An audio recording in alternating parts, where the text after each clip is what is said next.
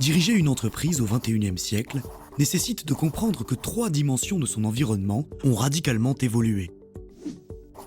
Tout d'abord, sur le plan économique, la faible croissance de la plupart des domaines dans les différentes régions du monde est peu compatible avec des modèles basés sur l'expansion forte. Par ailleurs, la dette colossale de l'État-providence, des entreprises et des particuliers limite les ressources financières.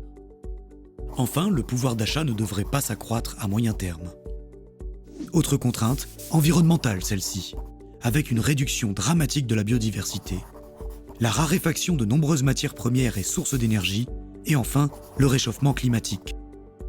Cette réalité interdit toute activité trop dépendante de sources d'énergie et impose que tout modèle d'affaires réduise par 4 ses émissions de gaz à effet de serre. Ce sera un nouveau critère de performance, comme hier la rentabilité du capital. Enfin, l'arrivée massive des nouvelles technologies brasse les cartes, donnant plus de pouvoir aux consommateurs. Il est désormais l'arbitre, à la tête de beaucoup plus d'informations. Il décide au sein de groupes sociaux et en réseau, fixe les prix, fait le buzz, décide des canaux de distribution. Avec les nouvelles technologies, émerge un système où le revenu de l'entreprise ne repose plus sur l'offre qu'elle met sur le marché, mais sur le support qu'elle représente pour d'autres annonceurs. Alors, diriger une entreprise, mission impossible ? Pas vraiment, car diriger, c'est transformer une contrainte en opportunité.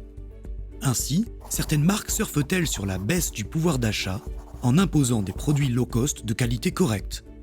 D'autres construisent des modèles d'affaires totalement dématérialisés, où le mode d'accession au marché est le facteur clé de succès, autrement dit, où le contenant vaut plus que le contenu. D'autres encore mettent en avant des achats responsables et incarnent, notamment aux États-Unis, une prospérité que plus de 15% de la population attend, selon les études. Une véritable manne. Nouvelle donne, nouveau modèle d'affaires. Il en découle une conséquence immédiate en interne. Comment définir la performance de l'entreprise dans un tel contexte ?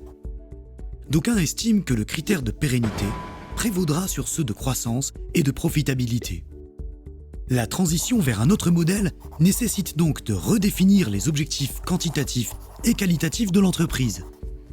Plus qu'une contrainte, c'est un défi, stimulant comme tous les défis, pour les entrepreneurs de demain.